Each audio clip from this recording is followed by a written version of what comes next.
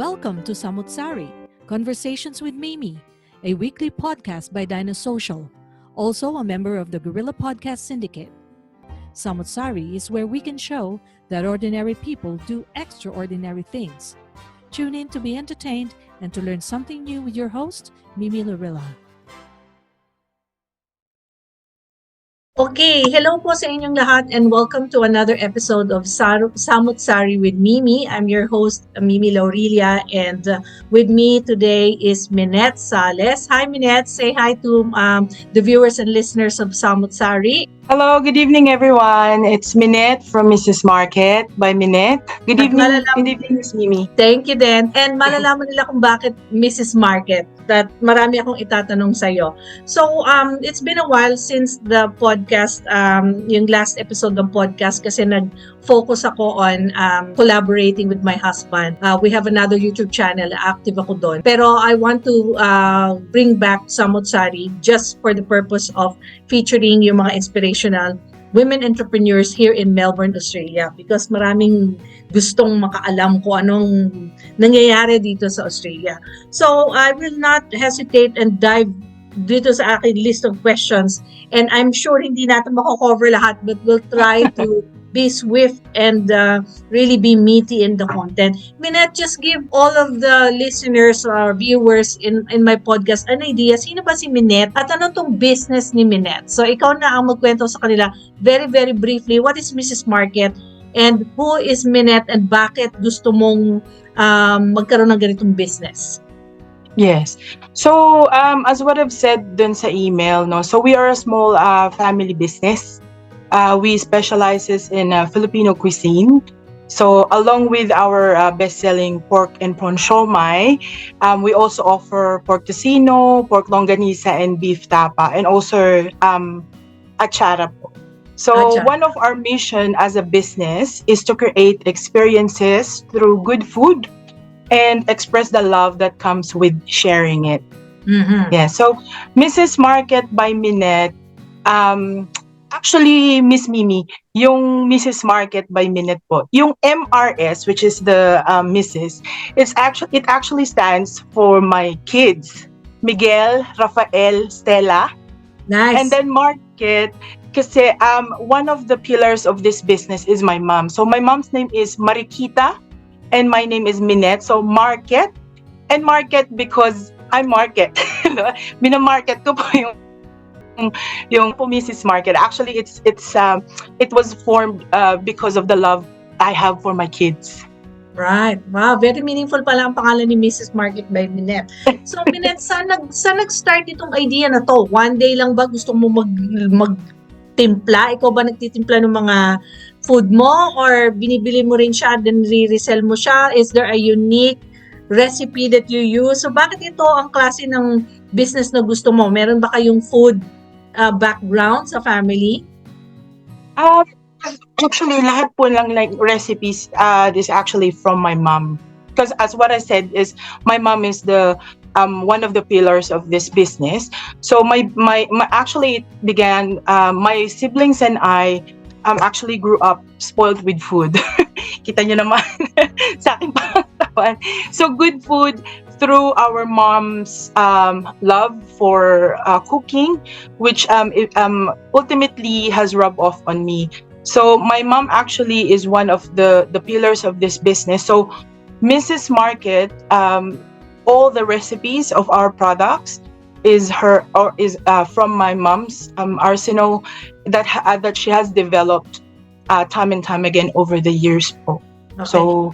So, lahat ba kayo matagal na dito sa Melbourne and was this idea na dito na lang nabuo sa Melbourne or sa Philippines pa lang meron na kayong ganitong type of business na dinala mo lang dito sa Australia?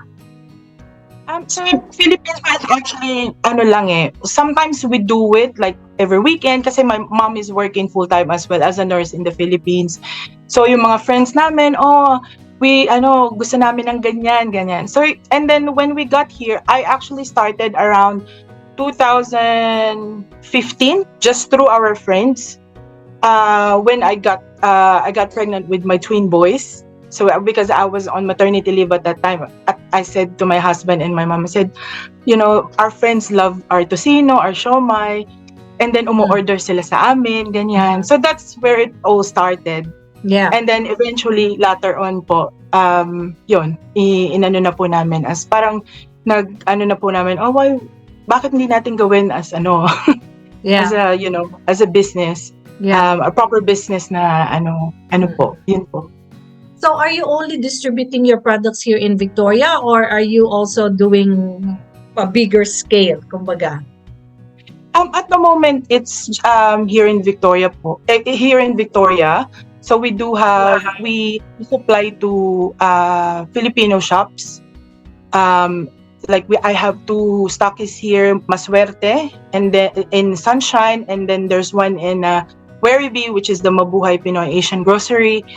There's one also in Southeast, Manila's Best, and I've got resellers in North, Miss Say, Mangahas, and then in CBD po is Rob Agustin. So they take orders online, and then right, okay. Sila po yung nagdi-distribute sa those places na And then there's one as well, yung Silog.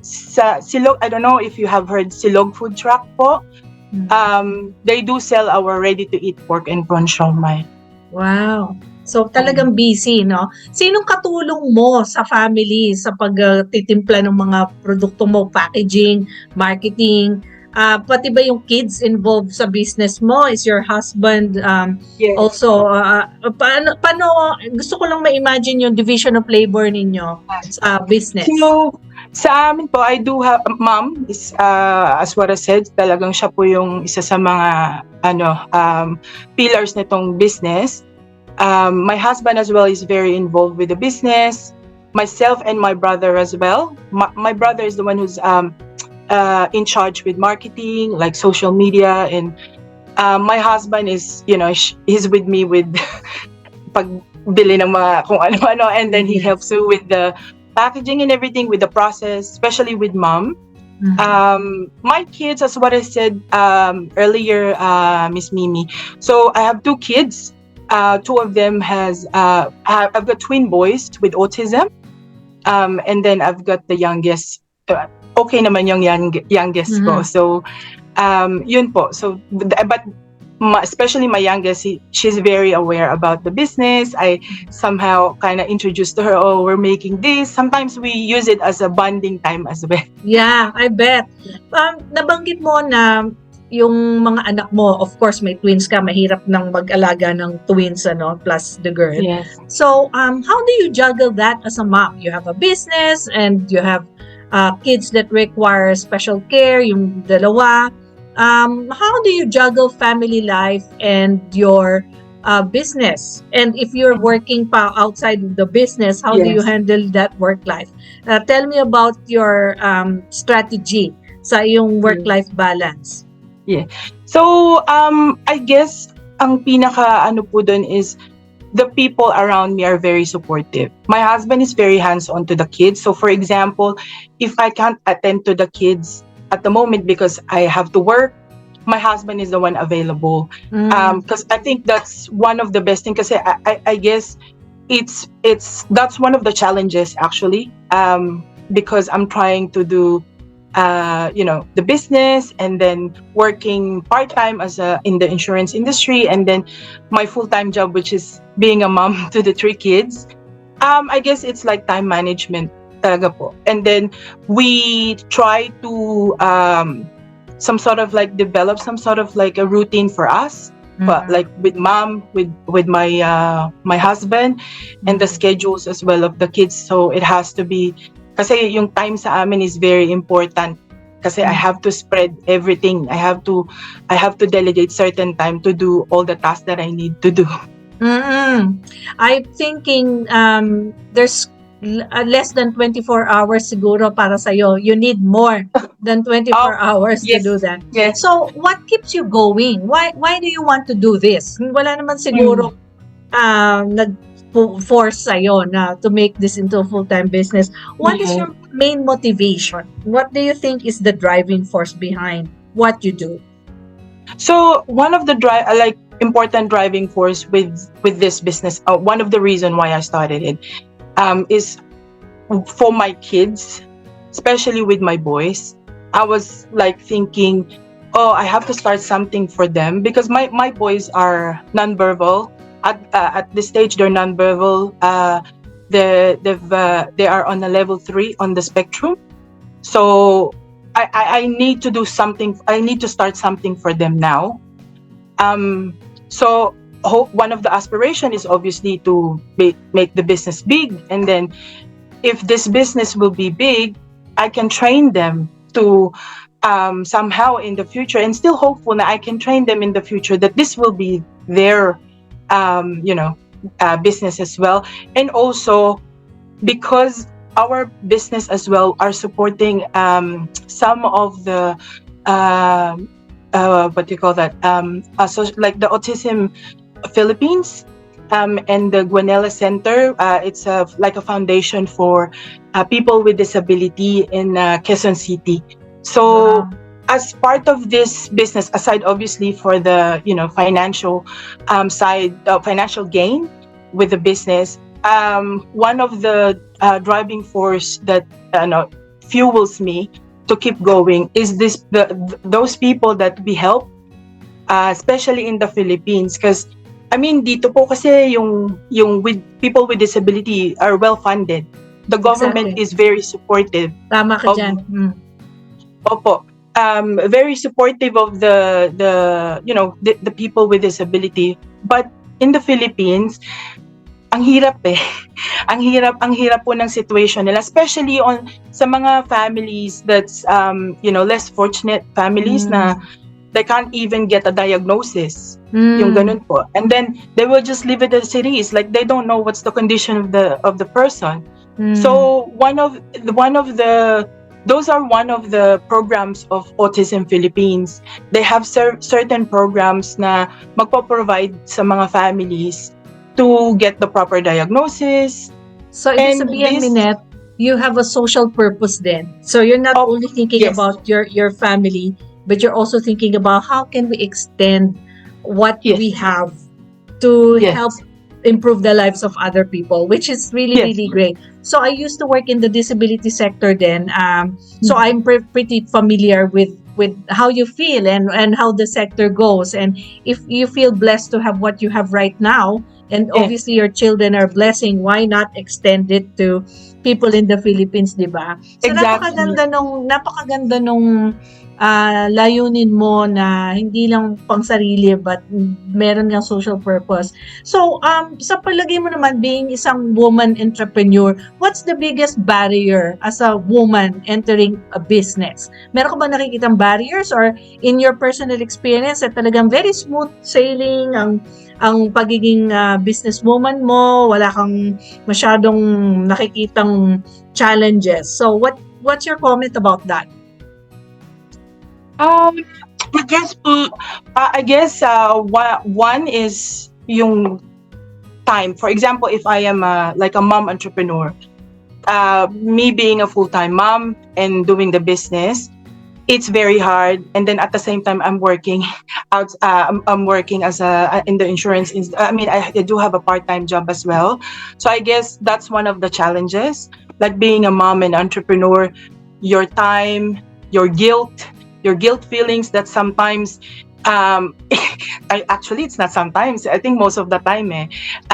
Parang if I spend, say for example, time doing some sort of like business, doing some stuff for the business, that guilt feeling is already there. Like I should be spending this time with my boys or with my youngest. So I think that's one of the barriers sometimes that's or challenges being a woman in the entrepreneurship industry. And I guess also one challenges as well is what do you call that? The challenges that sometimes we face as a woman in the business is being pitted against each other or other women in the business, which unfortunately is an ugly side of the society, which I don't care, but we are pitted each other. So but sometimes it's a good thing as well for you to strive, but it could sometimes be the negative, or the challenges of being like a woman, an entrepreneur. Mm-hmm. So, Yeah. back to yung flip side naman niya. So, sa palagay mo naman, what makes you a suitable person to enter into business? So, if may nakikinig sa atin na, ay, nakakaingit naman siya, I want to be like Mrs. Market by Minette. I want to be like Minette. Ano dapat ang meron sila para makagawa rin sila ng idea and ma-execute rin nila to become a business? So, what do you think naman you have which you think you can advise them na dapat ganito ka, ganito, ganon? Do you have any, advice to people who want to start a business, especially women din na nakikinig sa atin? I guess, Miss Mimi, yung purpose. You have to have a purpose. I think it's because it will. If you have that purpose, it will give you a drive. It will give you that push to really pursue whatever you want, whatever business you want to do, and also that faith in yourself as well. Na kaya mo, like say for example, like those we've talked about the challenges, kasi on and off parang sa business po, like sometimes madi-discourage ka because of those barriers that along the way that you will meet, that you will encounter, but if you have that faith that no, we're going this direction, and if you're going through that direction towards and still have that purpose in yourself, and you know that that's your purpose, I think that would be enough na para i-continue po kung ano po yung ginagawa nyo. Like for me po, I guess nag-start po yan nung when I was given the twins. So parang sa akin, ayun na yung purpose ko as a mom. But every day I always ask God, like, Lord, after these challenges, ano po pa po ang purpose ko aside from being a mom of 3 kids or with special needs, 2 kids with special needs? Ano po yung purpose ko? And then nung nag-start na nga po kami ng business, and then for like one morning, parang naisip ko, why I can use this business as well to help other people, especially the ones in the Philippines with, say for example, with autism, or they've got with disability, people with disability. So, ayun po. So, parang dun siya dun po siya revolve. Yun yung trifecta mo. So, ang ganda ng motivated ka, intrinsically motivated ka na ikaw ang naghahanap ng purpose mo. Unfortunately, other people don't know what their purpose is yet. So, I think yung journey to self-discovery, kailangan muna nilang gawin yon. And for people to listen to your story, napakagandang opportunity yon para mag-spark na rin sa kanila. Okay, Minette found her purpose. Ako rin, sana makita ko rin yung purpose ko. So, ano sa palagay mo ang mga, how do you track the success of your business? So, how do you know that you're ready to expand? How do you know that you're ready to take it to the next level? How do you know na na-achieve mo na yung level of success na gusto mo? So, I guess at the moment, kasi Miss Mimi, because of some of the, like for example, the time na I have, and then the kids. So, at the moment, nakikilala na po yung aking mga product, and then it's through word of mouth. I think that's one of the best, what do you call that? Parang some sort of like namamarket yung aking mga product through word of mouth. And then with other people as well na, sometimes when they see my product, they already know that it's Mrs. Market. Sometimes some people will ask me, I found your product in one of the the shops, and it talagang hinahanap ng mga anak ko, ganyan. Especially with the kids, Miss Mimi, because I've got kids. Especially when I know na yung mga product ay nagugustuhan ng mga kids, especially here in Australia, kasi 'di ba marami tayong mga Western food here. Sometimes as a mom, parang gusto natin na nagugustuhan yung mga Filipino food ng mga anak Mm. natin. Yeah, And yeah. it means a lot to me as a mom and as a business woman, ganyan. But pag halimbawa, maybe the question that you're asking on how I know the business is already successful, kasi one of my aspirations, Miss Mimi, is to expand the market. So hopefully by in the future, kung ano natin sa interstate, and Yeah. the production as well, we have it's getting bigger, the production at the moment, kasi kami pa lang as a family pa lang. So Yeah. one of the aspirations as well is to provide employment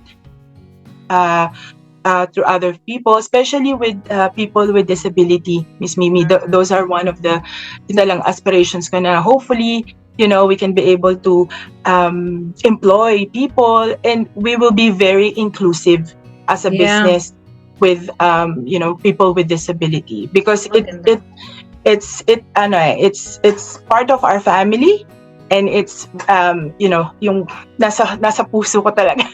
Yeah, I can tell. I can really tell. It really shines through your story na kinukwento mo sa akin.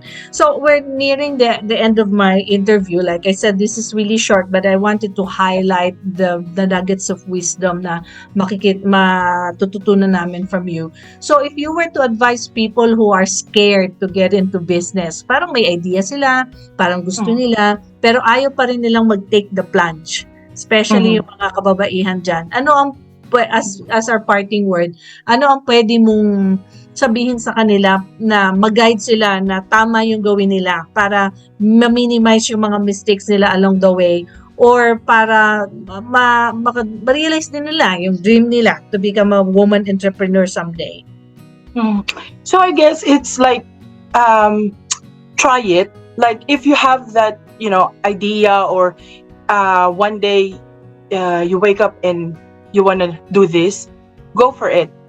There's no harm in trying, as long as with what you're doing the right process. Say for example, when setting up a business, so yun po, yung parang just try it, kasi wala naman pong mawawala sa atin. There's always a risk, but also in that risk you will gain something. It's either the experience that you will be having when you take that risk, or that that towards that talagang success na gusto nyo pong yung ina-aspire nila as a business. Wow. Okay, so ibig sabihin, you have to have the heart to do it, Yes, and you have to have the strength, the will to do it as well. Yes. Yeah. Opo. Kasi if yun, kung talagang gusto nyo yun, as what you said, you have to have the heart, the strength, and the will to do it. Because at the end of the day, if you won't try, you won't know.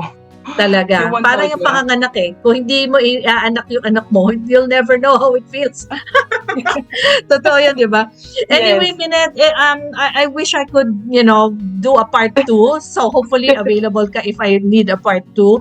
But yes, I do really want to thank you for the time that you've given me, considering na ang dami mong inaasikaso. Sabi ko nga, I really think that 24 hours is not enough. And obviously, when people want to buy your products, they just go to the stores na nabanggit mo kanina, na nandun yung mga products mo. Or wala namang problema, they can contact you through the Pinoys in Melbourne group. Or they can contact me and then I can link them up to you. There's so many ways, katulad yan na sinabi mo, word of mouth. So we do have sorry po. We do have our Instagram as well, and Facebook, so they can contact us through that.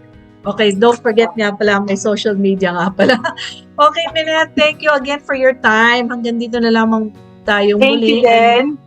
I hope that may mga ma-inspire sa ating story, and I'm pretty sure na kung kailangan naman natin kontakin, ikaw readily available ka naman. So thank you very much, everyone, for listening to us, and good luck, Minette, and may your tribe increase, may your business flourish. So hanggang dito na lamang po, Mimi Laurelia saying goodbye. Bye everyone. Bye. Bye, thank you.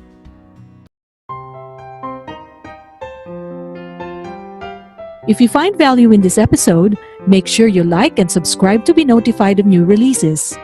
If you have any questions or suggestions, please reach out to Gorilla Podcast or send us an email at mimi@dinosocial.com. Spread the word and don't forget to tune in next time.